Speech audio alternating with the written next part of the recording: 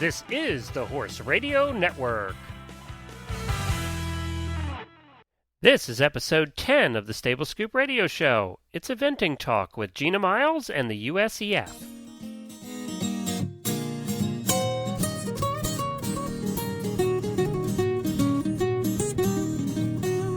Welcome to the Stable Scoop, with weekly shows delivered right to you. With Helena and Glenn the Geek, live from the stable, it's every week. They bring you the news through hail or high water, while using their tails as their own fly swatters. So sit on down and laugh till you poop, cause it's time again for the Stable Scoop. Stable Scoop. The Stable Scoop. Stable Scoop. I am Glenn the Geek. And I am Helena B. And this is the Stable Scoop Radio Show on the Horse Radio Network. It's eventing week this week on the Stable Scoop Radio Show, and we're very excited about it. We have a great show planned for you. But before we get into that, I wanted to remind everybody about next week's show, which is the cloning show. It's all about cloning.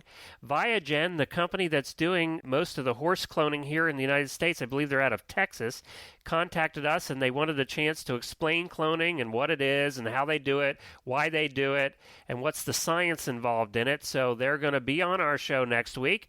We'll take a look at that, no matter how you feel about the subject. And Helena and I disagree a little bit about that subject, but no matter how you feel, I think it's important to learn both sides to the story, and we'll be taking a look at both sides next week. So stay tuned, sign up through iTunes, make sure you're getting this automatically downloaded to your iPods and your MP3 players. Well, eventing week, we've been looking forward to this so much because Helena and I are both partial to eventing. Helena, what's going on in today's show? I'm very excited for today's show. Our first guest today is silver medalist Gina Miles, and this was a fabulous interview. We talked to Gina a little bit about what life has been like since the Olympics, and we've got some inside information on her relationship with McKinlaigh and how they ride and what's up next for them. And after that, we've got Joanie Morris. Joanie's the High Performance Communications Manager for the USEF, the United States Equestrian Federation. And she's going to talk to us about the safety changes in eventing, what's been done and what's coming up with that as well. Yeah, this has probably been one of the biggest years as far as changes for the rules in eventing in a very long time. So we're going to get caught up on that and try and get a handle, too, on whether they're done or there's more to come, what's coming down the pike as well. That's right. All right, and we wanted to thank our first sponsor, and that's the Barnworks. It's a boutique marketing firm that caters to horse businesses such as yourselves, such as stables, trainers, farms, and more. Let them help you build a website that can turn visitors into new business, get you new clients, and save you tons of time in the process. With more than 15 years experience in the corporate world and lots of hands-on horse experience, the Barnwork offers a unique combination of horse sense and business sense. These are horse people that build websites, so they know the horse customer, they know the kind of people that are going to be visiting your site. Definitely pay them a visit and see if they can help your website develop more business for you. You can visit them at thebarnworks.com or call 978-468-5167. That's thebarnworks.com or 978-468-5167. All right, I think we should just get right to the interview that everybody's been waiting for. Our next guest has been riding since she was 7. She's had her heart set on eventing since the age of 11. She was an avid pony clubber. She graduated in HA, and she still helps out her pony club there in Central California. She has quite a list of accomplishments in her career as an eventer, including 2006, she was Fair Hill champ. In 2006, she was also a Gold Cup champion in Advanced. She also had the USEA Advanced Horse of the Year in 2006.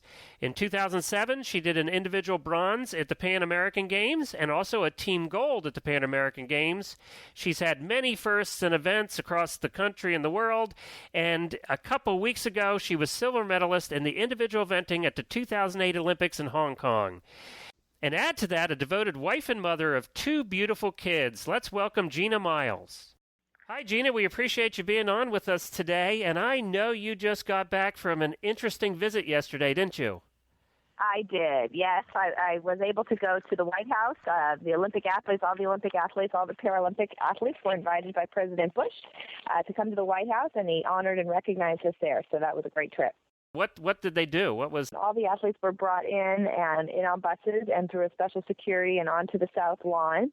And they had a chair set up there for us and bleachers set up for all of us to take a picture there on the steps of the White House, up on the balcony, up on the stairs of the White House. So what a unique experience to be able to do that. President Bush had a nice speech where he talked about the Olympics and talked about how special it was for us to have competed there at the Olympics, and so just a neat gathering and a chance to actually see a bunch of the Olympians that we haven't really seen some things. That sounds great. So other than being able to visit the White House, how else has your life changed since winning the silver medal in Beijing? Well, it certainly has been very busy. I had no idea that there would be so many post-Olympic celebrations, and that has definitely been a surprise, and it has been very enjoyable, but it certainly has been sort of a whirlwind as well. We also were invited to be on the Oprah show earlier last month to visit the state capitol in California, as Universal Studios by Governor Schwarzenegger, and as well as lots of private local parties, a lot of celebrations, people in the community that are very excited about the Olympic medal. The last celebration I was at last weekend, actually, I'm the first California rider to earn an individual eventing medal at all. So it's very exciting for California. So all of the California eventing enthusiasts are really enjoying this trip as much as I am. Well, it's very exciting for Gina, too. Yeah, Oprah. Oprah, hello. Will you be on the Oprah show, or tell us a little bit more about that? Yeah, we will. You can catch a little glimpse if you know where to look. Of course, they have the equestrian athletes. They have the equestrian athletes tucked away behind the water polo guys who are quite tall. But yeah, there's a little glimpse of us. None of the equestrians were interviewed, but I think Oprah missed a good opportunity there to interview us equestrians. But there are little glimpses of us. It was on her season premiere on September 8th. Okay. Did you ever imagine 20 years ago when you were just starting riding that you'd be here today? Well, of course, I always dreamed of it. You know, you have big dreams and big goals and big plans. That it actually came to reality, no, is a little bit of a surprise, a little of a dream come true. So we're still sort of trying to pinch ourselves back to reality. What's been the coolest thing since you got back? The coolest thing, just sharing my medal with everybody. You know, everybody has been just so excited to see an Olympic medal. A lot of people have said, "Oh, I've never seen an Olympic medal," and for them just to hold it and touch it and see how much excitement and how much that means to people, that's been pretty cool. Cool. So now, what about McKinlaigh? What's he been up to since the games? He's been on a long vacation. He had his shoes pulled off and just been on vacation, on rest and recovery.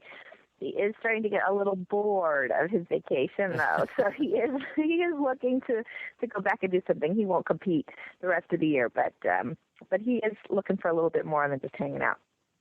Actually, McKinlaigh is very interesting to me. I'm wondering what you would credit as the number one reason he's performed so consistently for you. I know there's so much that goes into your training, but what do you think is the number one reason he is just the superstar that he is and that you work so well together? So, you know, it's the quality that when you look at horses that you can't look for. I mean, horses either have the desire to compete or they don't, and he loves it, and that's what his attitude about it, his attitude about going out and doing it. He wants to do it, and when you're talking about competing with horses at that elite level, you can't make them, that's for sure. And you don't know. Some horses, you won't know when you look at 100 horses standing out there which one really wants to go out there and be a competitor. Now, do you have plans for him to make it to 2010 to the WEG? I would love to ride him at the WEG in 2010. He started his career off when he was 8 years old at Rolex, Kentucky, and we've been back to Kentucky many times since. And I think everybody that's ridden there knows what a special place it is and how special it is to compete there. So we've been to the World Equestrian Games before, but to go to the WEG in Kentucky, in our hometown, would be absolutely incredible. Cool. Well, we have no doubt you're going to do that. Which leads me, you say it's so cool to ride here in Kentucky. I'm in Lexington. What is the coolest place you would say? What is the neatest place? You've been all over the place now, and how was the trip to Hong Kong more challenging or less challenging than going to England or the Pan Am Games or anything like that? Well, first of all, they did an amazing job at the Hong Kong Jockey Club there. They spared no expense and really put on a first-class competition. I mean, the facilities were amazing. They did such a good job. So that was a wonderful place to compete. One of the hard things about competing in an Olympic Games, is the host country is not used to hosting a type of an eventing competition. It's not like going to Rolex where they've got it like clockwork and everything runs perfectly organized and perfectly on schedule because they've been doing it for years. Things change. This ring is open from this time this day, open, it's not open tomorrow, or the rules just keep changing. It's sort of a moving target, and that can be difficult. It can be your routines are broken up. We had a certain time that we had to ride. We had to sign up for arenas. Obviously, trying to avoid the heat by riding early in the morning or late at night under light. So it changes your routine, and that can be a difficult way to compete under a different type of a routine. So I noticed that in that you did really neat, and people can still find it at mileseventing.com. Your diary. Mm-hmm. Your webmaster did a good job with the little book and everything. By the way, I thought that was really cute. And if anybody hasn't read it, it's interesting now that the games are over to go back and read it. Mm-hmm. I did that yesterday. It's interesting to read what you talk about everything where you were in England and everything, and before you led up to the games. But I know that's one of the things you mentioned is trying to get a ring and riding at 11 o'clock at night and exactly and all of that. Yeah, and all of that adds a whole other dimension to competing in Olympic Games. And whenever you compete in a foreign country, there's a certain element of that, of the unknown, of things are done a little bit differently. I can remember one year I competed at Varsseveld, which is in Holland, and boy, talk about how hard that is. Nobody even speaks the language, so you're trying to figure out what you're supposed to do, where you're supposed to go, and you don't even have the same language. So it does make you appreciate, competing at home and competing in your home environment. But I think having had the opportunity to compete internationally, you know to expect the unexpected, and so you're less thrown by it because it's going to be different, and you'll have to be more flexible. Would you say then that McKinlaigh is less of a variable or a question mark than the environment because you know him so well and you guys know each other so well? Is he at all a variable in your success competing all over the world, or is it more the environment? Yeah, for sure. He is very consistent, very reliable. That certainly helps when you have a horse that you are pretty predictable in terms of how they're going to perform. The one element that has been a challenge for him is competing in front of large crowds. The larger the crowd, the more atmosphere, the more environment in the dressage phase, at least, has tended to cause him to actually back off a little bit and get behind my leg and slow down and lose his impulsion, and which kind of got us into trouble at the Pan Am Games in 2007. But we found some ways to cope with that this year, and that was our focus of our training program leading up to this, and we were able to tackle that this time. Is that because he's distracted or tense or excited? That's just the way he shows his nerves. He goes internal. Some horses explode. Some horses that are nervous and affected by the environment will explode and act out. And he just does exactly the opposite. He goes internal and kind of implodes and is like, oh God, I don't know what's going on, and kind of goes back that way. Now, that leads me to a question that we're talking about him. What is your biggest challenge doing this sport? What's the thing that you find the most difficult? You work really hard at this. You have kids, you have a life, you have all of that stuff going on, but everybody has that one thing that they really have to push themselves to do, but it's just part of it. Yeah. Well, I know I struggled earlier when I first started eventing. I think most of us come into eventing because we love the adrenaline and the rush of the cross-country phase, and we don't necessarily love doing circles in the dressage arena. So I think early on, when I started working with McKinlaigh, actually, I didn't love working on the dressage. It was sort of something that we had to do. But actually, because McKinlaigh was good at it, I did start to like the dressage just for itself. But I think early on, that's the part that I really had to sort of, work myself into working on. Does anybody ride McKinlaigh besides you? I let everybody ride McKinlaigh. Oh, really? I love to let my pony club students, get on him and have a ride on him and get an experience of what it's like to ride a horse like him. My son has had pony rides on him, walking around the arena, cooling him out, and my 2-year-old daughter has been up on him and walked around on him with me. So he is very kind and shares himself with others. Oh, I feel like he's becoming a hero very quickly. Yeah. Well, at 17.3, and you're what, 5'3"? Mm-hmm. Do you feel the difference in size? Does your size or his size have an impact, either positive or negative, on the way you ride him? Well, it certainly has helped the fact that he is very rideable. I was a little apprehensive when I first started riding him when he was 5 because he was so big. But he doesn't ride big cross country. He went up through the 4-star level in a snaffle. I think we worked a lot on the trainability exercise, on control and balance, and lots of exercises to develop his ability to compress his stride. And we didn't move him up too early. We didn't move him up until he really had those foundations established. And so I think one of the keys to being able to manage such a big horse was we spent a lot of time in the beginning, establishing those foundations.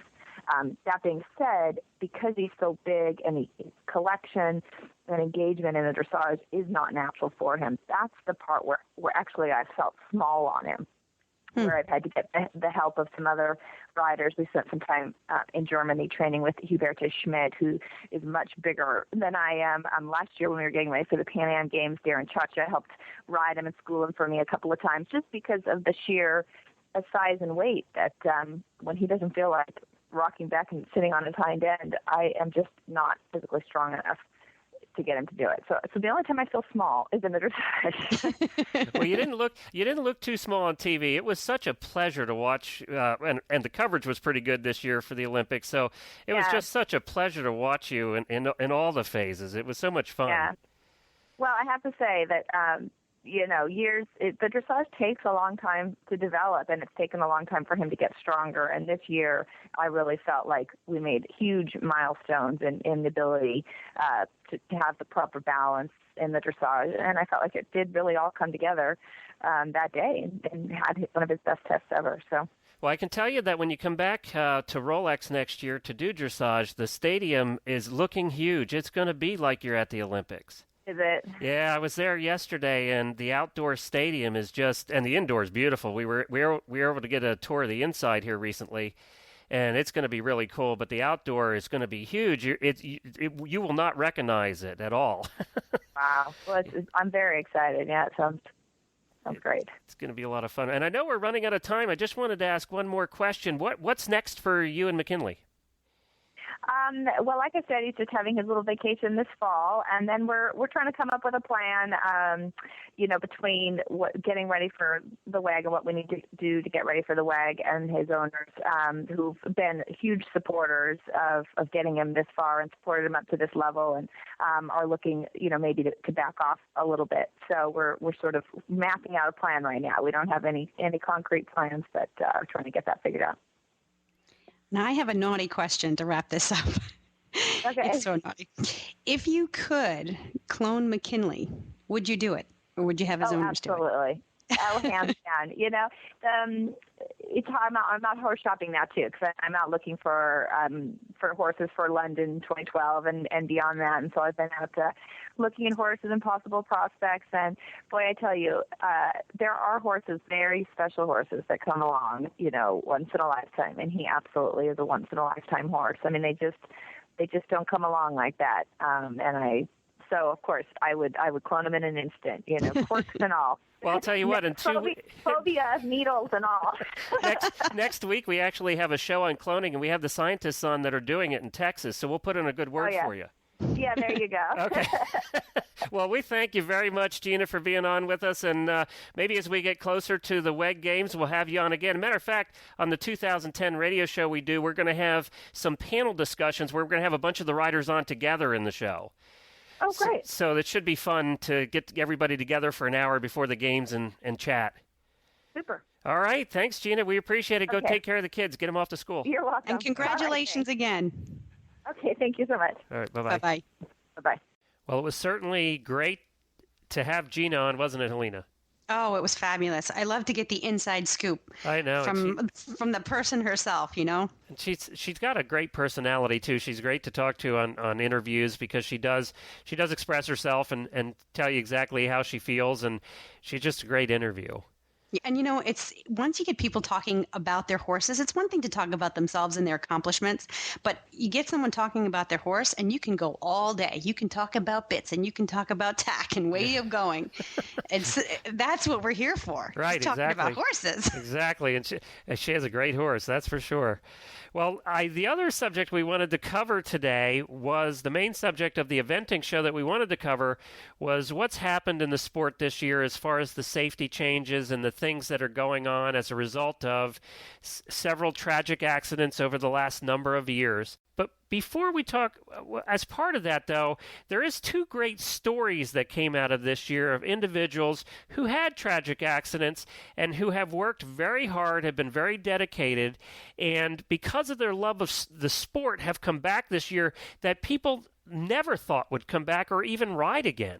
And, of course, the first of those is Darren Cha-Cha, who was critically injured in a fall during the cross-country phase at the Florida Red Hills Horse Trial, and that was back in March. His horse, Baron Verde, was not hurt in that one. And actually, I think that one was a rotational fall, so that just means the horse flips over on all the way over, butt over the top, and then you end up usually underneath the horse. Right. He did say in a quote, "I do not remember the accident other than having an out-of-body experience at the time.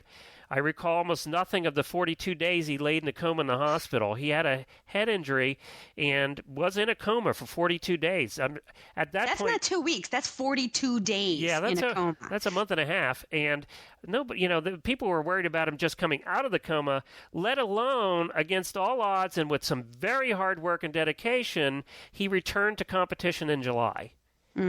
I mean, it's just amazing. People, didn't think he was going to make it, and he was back riding in a competition in July. And then the next one, of course, the one that really spurred that really was the straw that broke the camel's back was what happened in Rolex in Kentucky in April. We lost 2 horses during that show, and we had a very bad accident with Lane Ashker and her mount Frodo Baggins. They also basically misread a jump over the large flower basket that's there at Rolex, and the back end of the horse flew up over the air, over the barrier, throwing Ashker and the horse's front end tumbling forward is what is known as a rotational fall again. So that was the second rotational fall there. Ashker remained in critical condition after that with multiple broken bones, broken ribs, broken jaw, broken clavicle, broken scapula, and collapsed lungs. She was in the hospital over here at I believe it's the University of Kentucky, and she was in bad shape also, and people were, certainly didn't think that she was going to make the recovery that she did. Unfortunately, Frodo Baggins was one of the 2 horses that day that had to be euthanized during the event. She made a remarkable recovery, and she rode at an event in September, just a month ago in Maryland. So, once again, because of hard work and dedication, and she basically said that it's the love of the sport and the fact that her family is her fellow competitors, the horses, and the eventers. That's her family, so she had to get back to it. Right. But it's as a result of what happened there and what's happened with deaths in the last couple of years around the world, there was a whole lot of pressure put on the SEA, the FEI, and the USEF to look at the issue and implement new safety measures. And, I think that was a good thing. It was something that was destined to happen. It's unfortunate that it took these events to have it occur, but that's always the way. Again, that's human nature, I think, to react to events rather than the other way around. To be proactive. Right. And it's nice to hear that these two stories ended up nicely. Unfortunately, and very sadly, Debbie Miller Atkinson passed away this September 30th at Vanderbilt Hospital in Nashville, Tennessee. Debbie was injured during an eventing accident 2 years ago and suffered a severe spinal cord injury.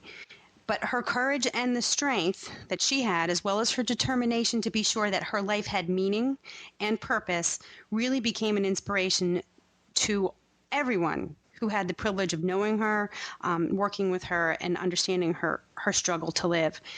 So, it's just, I want to highlight that we've got two positive outcomes, but there are more not so positive outcomes, and sadly, Debbie Miller Atkinson represents the not so positive outcome. And we want to send our condolences to her family, because this was very recently. It was September 30th, which at the time of this podcast is only 2 weeks ago. Right. And she worked hard, too, in the 2 years that she had since the accident. She really gave her energies and support to the Equestrian Aid Foundation, which was a foundation set up to raise money for injured equestrian athletes, and help with their medical bills and things like that. And she really worked for that. She did get to go to attend the Kentucky 3-day event, and also River Glen in Tennessee. She got to go and watch. So that was one of the things she wanted to do, and she got to do that before September. So that was kind of nice too. Yeah, she'll be sadly missed. All right, good. Well, we're going to be going to talk to, right now, Joanie Morris, who is the High Performance Communications Manager for the USEF, that's the United States Equestrian Federation, and to discuss what's happened since Rolex and what is planned for the future as far as safety and eventing is concerned. Great. Just a note before we get to Joanie's interview, she was in the parking lot of Fairhill at the time we did the recording, and so the quality of the recording is not perfect, but you can hear very well, and we think you'll enjoy the interview anyway. Hi, Joanie. How are you today? Hi. Good. How are you? Okay, we appreciate you being on. I know that you're just arriving at Fairhill for the event over there this weekend. That's right. It's our last eventing national championships run this weekend. The 2-star and 3-star run here in Maryland at Fairhill, and the 1-star runs at the Kentucky Horse Park simultaneously. Well, great. I'll tell you what, Fairhill is always exciting because they have the dog show that goes on at the same time. It's just kind of an exciting atmosphere. It's a great day out, that's for sure. No question. Cool. How's the weather down there? Well, it looks like it might rain, which would be a bit foreign for us coming since we're in the middle of a drought. So fortunately, I remembered my raincoat. Yeah, it always rains at Fairhill. I think it's a rule. Always. Yeah. All right, Joanie. We did a review at the beginning of the show about this year and some of the unfortunate incidents that happened with Darren and Lane. And as a result of Rolex, which was really the thing that was the straw that broke the camel's back, I would say, there was a committee put together. Can you tell us about the committee and what happened as a result of the meetings that went on? Well, the most important thing that we did was we held a safety summit in June in Lexington, Kentucky, and we invited anyone that had any stake in eventing, whether they were a rider, an owner, an official, a groom, someone that just was a spectator, or they cared about the sport at all. And some of these safety issues going on are obviously concerning. When someone has an accident, it's concerning for all of us. And we all got together and basically just had, a big open forum. Everyone's ideas were heard. We put some stuff down on paper. We made some commitments to make some changes. And then we sent them back to, the respective committees. And the staff and the committee members, who are all volunteers, have worked really hard on them, to sort of make some changes that are going to be important as the sport of eventing evolves. We want to make sure that it's as safe as we can make it. So that's sort of been the idea. Our president, David O'Connor, basically set a challenge at the beginning of the safety summit that anything that we do going forward to make the sport safer should be to minimize horse falls. I mean, it makes pretty good sense when you think about it that the chance of an injury to a horse or to a rider is greatly increased if a horse falls. So all the things that we've done, we've sort of done with that in mind. And some of them, it might seem like a couple dots to connect to get there to that objective, but that's the idea. And the first one that actually went into effect on May 19th, so even before the Safety Summit, but after Rolex, was the elimination after one fall of a rider on cross country related to a jump. So, right. If a rider pops off because a horse trips just cantering, across the flat ground, they can get back on. But if they pop off going over a jump, they walk home. And we just decided that that was a really good initiative to do. And the FEI, which is the International Federation for the sport, quickly adopted it after the United States took the lead on that. And it actually, at the Olympics, it was a major player, that rule, for a number of the team results, including one of our riders that fell off. Exactly. Cross country. Yep.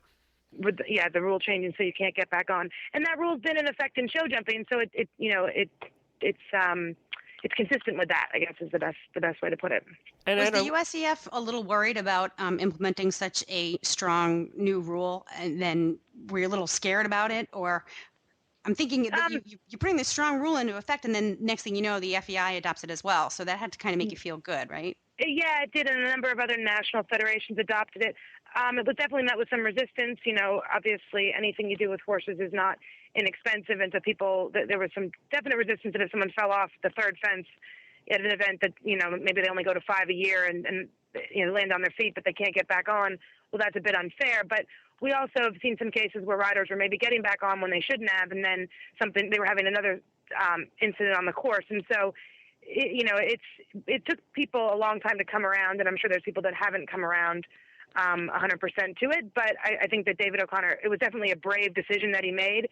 But like you said, when the FEI adopted it pretty readily afterwards, it reaffirmed the fact that, we were on the right track. Yeah, well, I think brave is a good word, good choice of words. Any of those decisions are going to be met with resistance. It's just the way it is.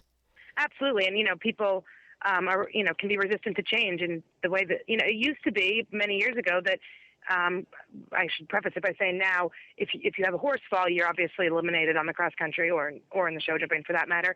But it used to be that you could get, when your horse got up, you could get back on, back in the, I don't want to call it the old days. Wasn't it up to 3 times? Maybe at one point it was 3 times. Yeah. In my memory, I remember it being 2 times. 2 times. Yeah. So, the sport's changing and there's more people doing it than ever before, which, so we need to be mindful of that.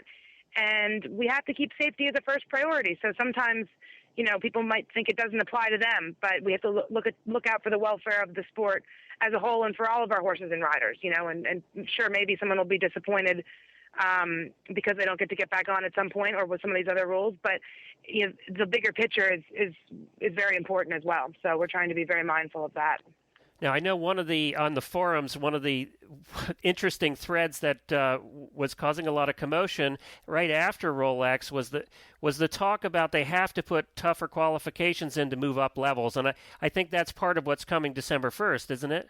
Absolutely. And it's a bit technical to go through the actual right. And we'll put that on our show notes. We'll have all the regulations there that people can read them.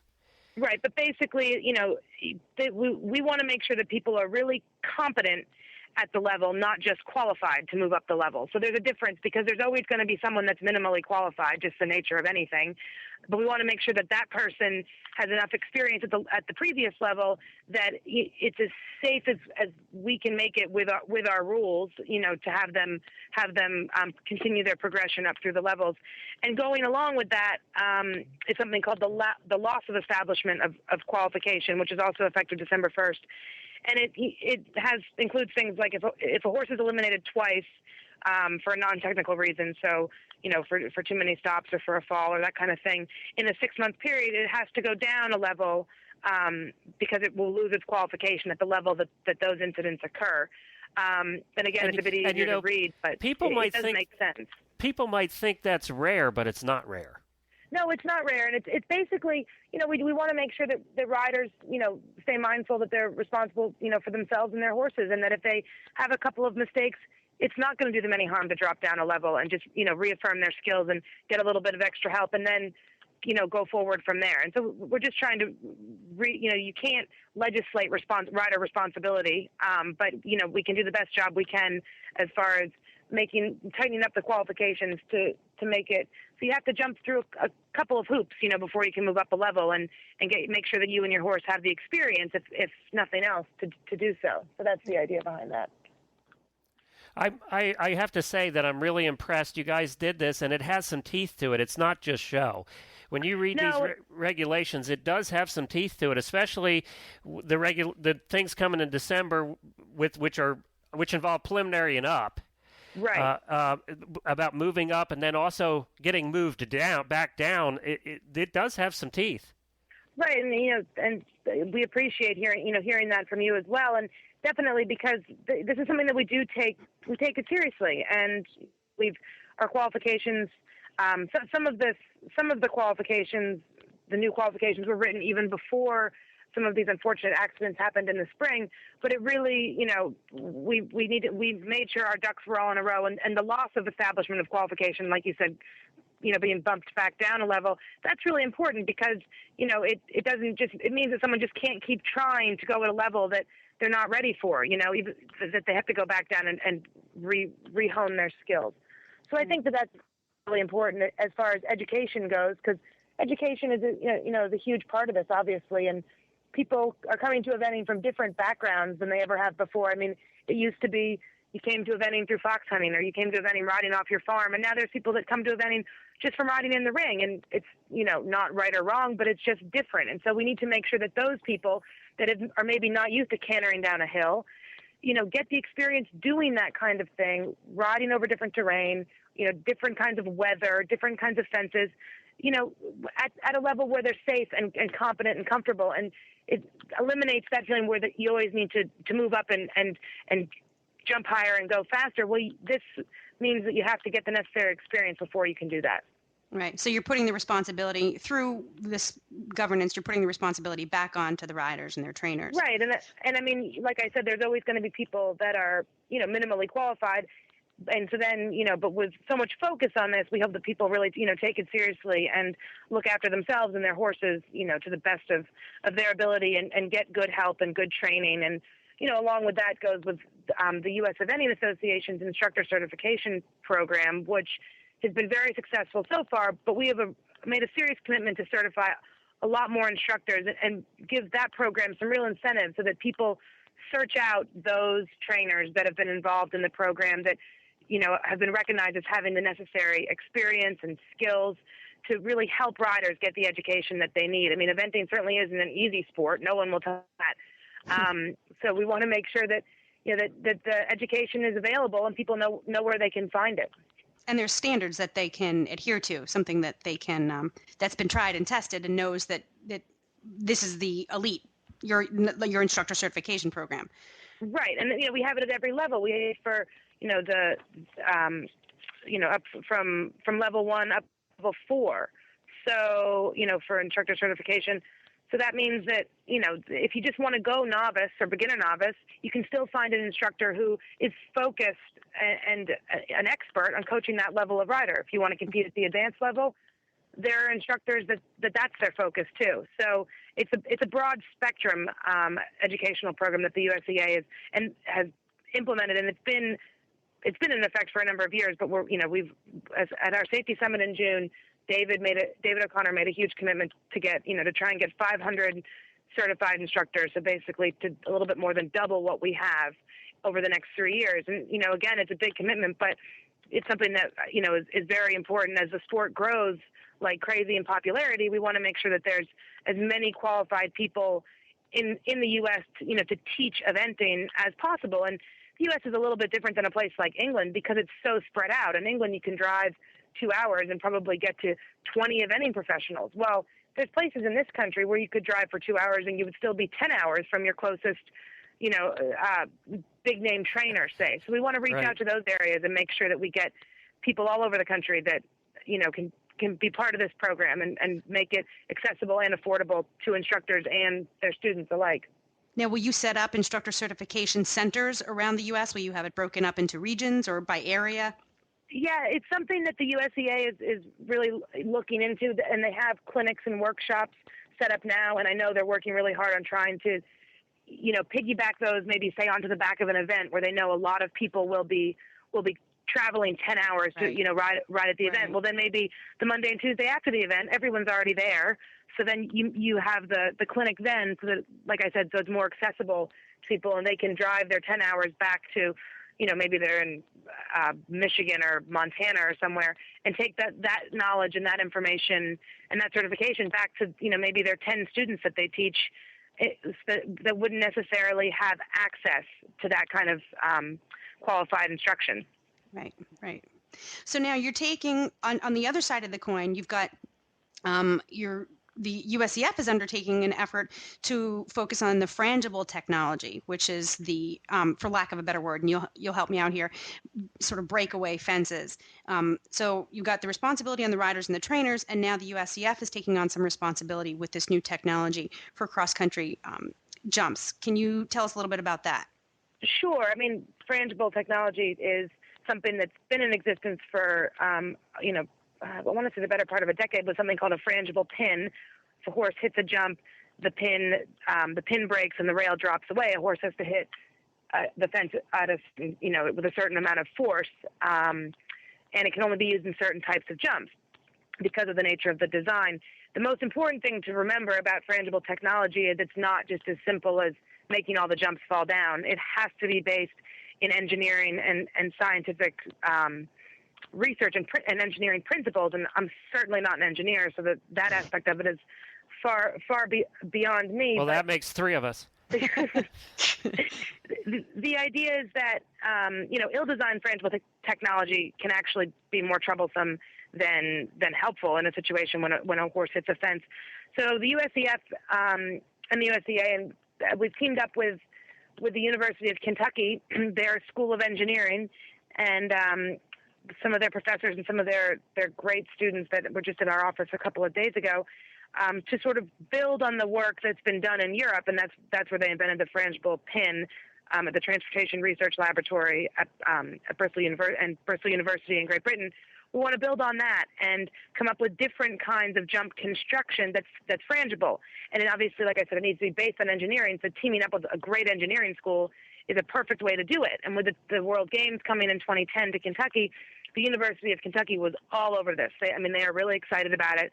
And they're going to study the way that horses fall, the way that horses hit fences, how we can make different looking jumps be frangible. So you don't just have to jump if you want every fence to be frangible on the course. Well, then at this moment, every fence would pretty much have to look like a jump fence, yeah. Mm-hmm. Right. So to use the frangible pin. So this is so that we could maybe make a ditch and wall frangible, or to make an open octave can already be pinned. To make a table frangible. Different kinds of fences that can be frangible, and to make them look solid, so that a horse doesn't gallop down there and think it's jumping a show jump. I mean, that doesn't solve any of the problems. Really, it doesn't, and it gets away from being eventing. So you want the horse and rider to respect the fence, but that if a mistake happens and a horse or rider gets into trouble, that the frangible technology will break or deform in a way that hopefully will prevent a horse fall. That's the bottom line with all of this. And now, are they hoping to have a lot of that research in place by 2010? Is that a goal, or?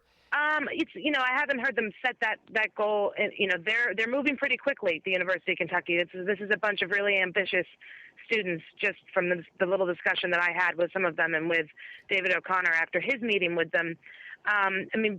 They love to get some ideas and then send them out and test them. It's going to be there's going to be a lot of testing involved in this, because what works like anything in a lab sometimes doesn't work in real life. Do they have crash test horses? Right. Well, they do have one in England. They have this mechanical horse that they crash into jumps, and that's fabulous. That's great. And so, which has been fascinating, and which is how they tested the frangible pin. But they want to try out different materials, different kind of construction, different design of the actual fences. This is a different component than, say, course design, which is the layout of the jumps. I mean, that's something different. But this is the actual fence construction and what they're made out of, and how they can be made in a way that it's still eventing. It's still cross country. It still has all those great things that everyone that loves the sport of eventing and likes to gallop through fields and jump stone walls and into water and all that kind of thing can embrace. But it's in a way that if a mistake is made, it's more forgiving. So it's a fascinating thing, and everyone is really excited about it, from the engineers to David O'Connor and the course builders that are involved. Wow, this is great for the students over there. They get to play with all kinds of tools and great big jumps. I mean, exactly. And something that was brought up is, and I'm not, probably will not have my scientific terminology correct. So anyone out there that's a scientist, forgive me. But to basically put sensors on a horse and study the way that they jump or the way that they make a mistake at a fence. With I'm trying to think of the word. I think it's the same thing they did to map human movement and stuff. Exactly, so that you can put a horse moving on a computer that's an actual real-time horse moving and see what they do and how their bodies move and where they make mistakes and what they do with their body scientifically when they make a mistake and how you can help them stay out of trouble in that situation. So it's really, it's fascinating technology, and we're launching a big fundraising campaign because we don't want it to be cost prohibitive at all. We're jumping in with both feet to this, and we hope that everyone else will. And I think that because there's been such a commitment to all of these safety initiatives, we've had some great support so far, and we just hope that continues, and everyone's really excited about the program, and they're hoping to get a whole bunch of information back to us by the end of the semester, which ambitious college kids are a great resource. So we're looking forward to what they can tell us about our sport. Well, I know that you have to get going here because you're heading off. I just had one more question for you. Sure. Are you expecting any other rule changes this year or early next year to be coming down in addition to these, or is this going to be, we're going to see what happens here with all of these? There have been a couple of other rule changes and sort of safety or research initiatives set up. I don't see any other extraordinary rule changes on the books right now. That's not a promise that there won't. We've done right. Well, I think that it's time to see how these affect the sport. Right, and I mean, sometimes reacting too quickly can be as detrimental as taking your time, and so we need to sort of see how this plays out. The one other thing that I will touch on, which we're hoping to be in effect by the end of the year, which was born directly out of the Safety Summit, so it had a lot of support there, is what we call the watch list.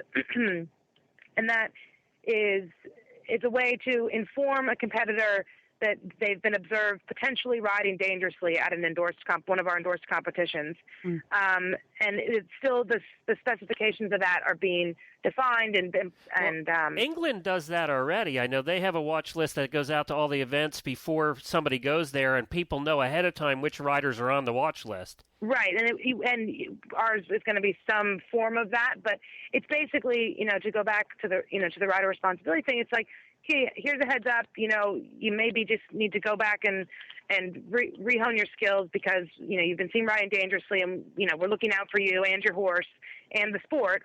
All three things, and I think it's just a great way to give people a heads up. And it's not, we don't want it to be a threat or a humiliating experience for people, but we want it to be something that people have some respect for and take seriously. So we're hoping to have that by December 1st as well. Are we looking at the watch list being below preliminary as well, or is that just preliminary and above?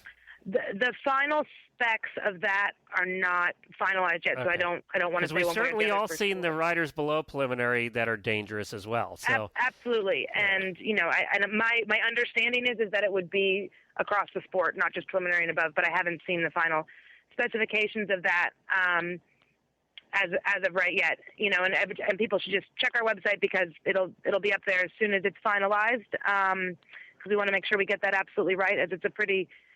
For us, it's a brand new initiative, and it's something that we take quite seriously. But we want it to be fair as well as being effective.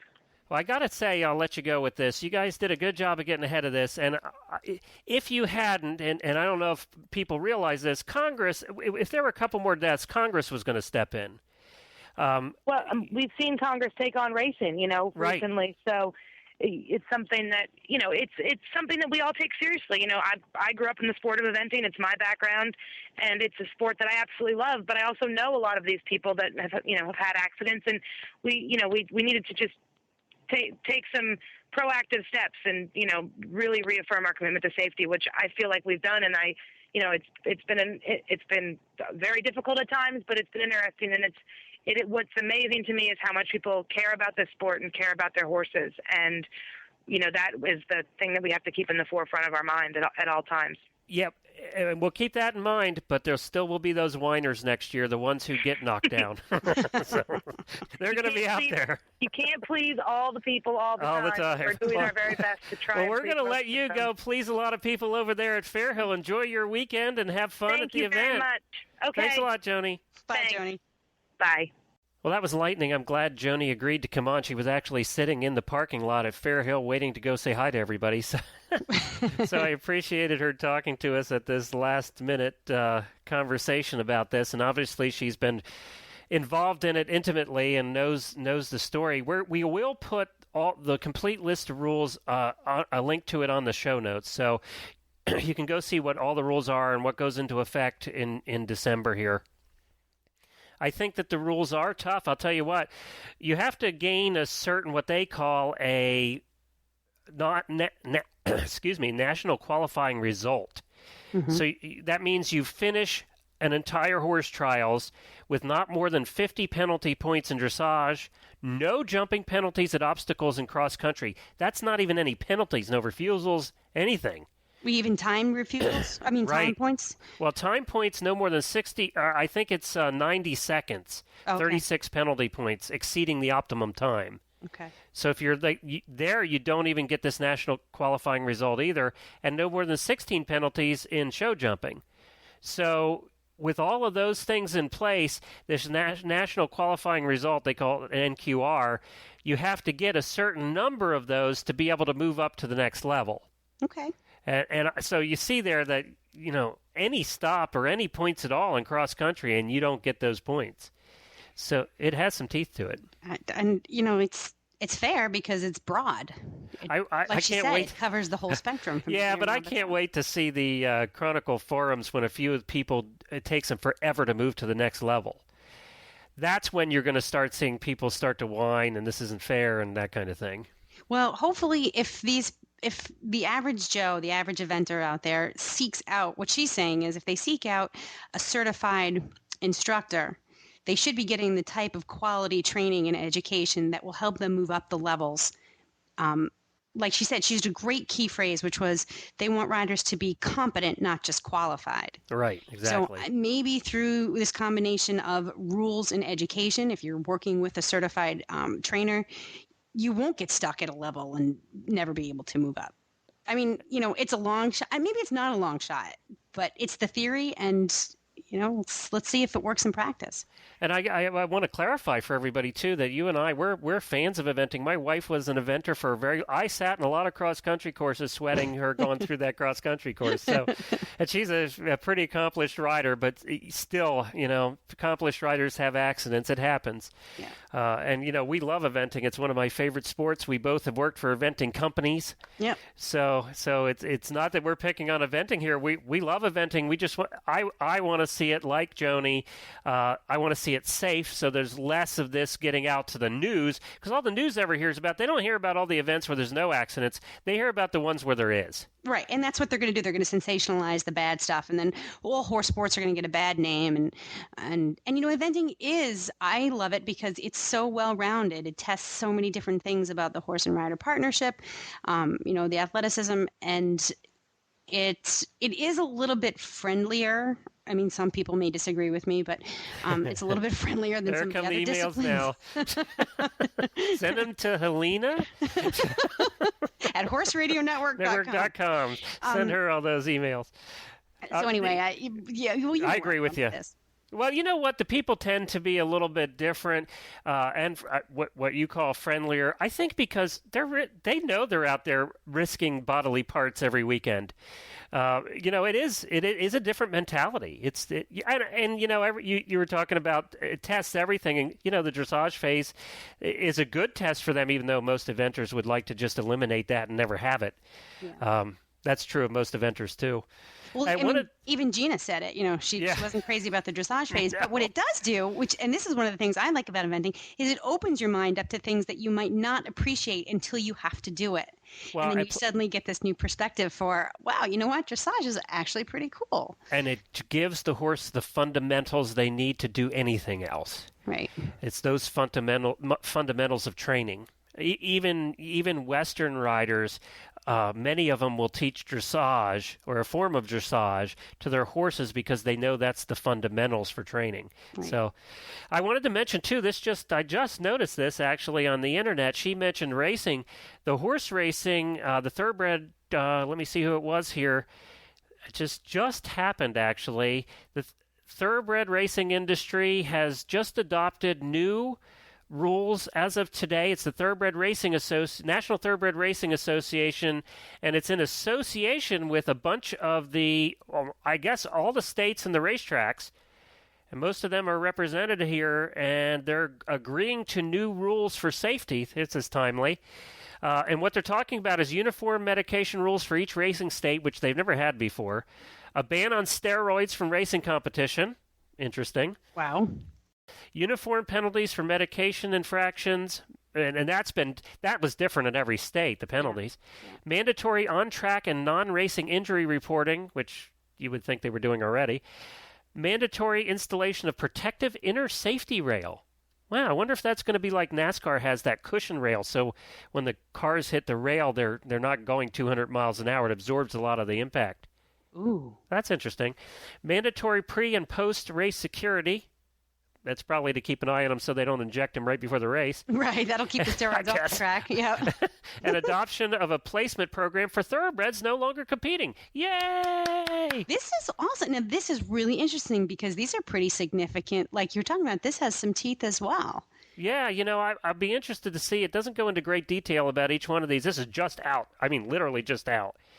So it'll be interesting to see in future weeks. Oh, and they have appointed former Wisconsin governor and I think presidential candidate at one point, Tommy Thompson, as the one to lead the committee to make sure these rules are implemented. So he's a high price guy. So they're putting their money where their mouth is here for this. I got to give them credit for that. Yeah. I know almost nothing about thoroughbred racing safety, but they have established the Safety and Integrity Alliance, which it sounds to be like the national governing body, which is an offshoot of the National Thoroughbred Racing Association. So they've also set up this committee. Well, and as Joanie said, the government was getting involved in this one. Congress was, getting involved after the unfortunate incident there at the Kentucky Derby. Right. So Congress was definitely stepping in. And, of course, we just heard that Big Brown this week is out of racing because of a hoof injury, and that he wasn't racing at the time. So, things do still happen to horses, no matter what you do. No, but it's good to see that there's such a big push. And it's so unfortunate, though, that sometimes bad things have to happen in order for good things to come of it. Right. I mean, it's a shame that we can't be more proactive, but I just think that is our life. And it's human. Yeah, it's human nature. It's human nature. We've got. And it's not just the United States or Americans on that front either. No, because you know what, animals, horses, they don't know boundaries. And it's just whether you're in the UK or the US or you're in Texas or you're in Boston. You kind of have to have one. It's just horse people. In general, period. Or Speaking sports. of animals not knowing boundaries, my greyhound's here bugging me. I think she thinks it's time to go for her walk soon. So I think we better wrap this show up. All right. It's been a great show, an exciting show. We'll be doing eventing shows again next year, I'm sure. It's a passion of ours. So we want to thank everybody for coming on the show. We want to thank Joanie from the USEF. We want to thank Gina Miles. She was great, and we appreciate her being on. Be sure to listen to next week's show. It's the cloning show. It's also going to be a very interesting topic. People are polarized with this topic. They either agree with it, they disagree with it. We'll be talking both sides next week, and we'll be talking to the actual people who do it, which is what's making it very exciting for the show next week. Be sure to check out all the links to Gina's site and over to the USEF rules and all that stuff at our show notes at stablescoop.com. Also, Helena and I both have blogs there at stablescoop.com. You can check those out. You can also send us feedback at geeks, Geeks, at horseradionetwork.com, or leave us a voicemail at 270-803-0025. Thanks again to the Barnworks for sponsoring this week's episode, and we'll see you again next week for a little bit of cloning, Helena. Yep, we'll be here with the scoop.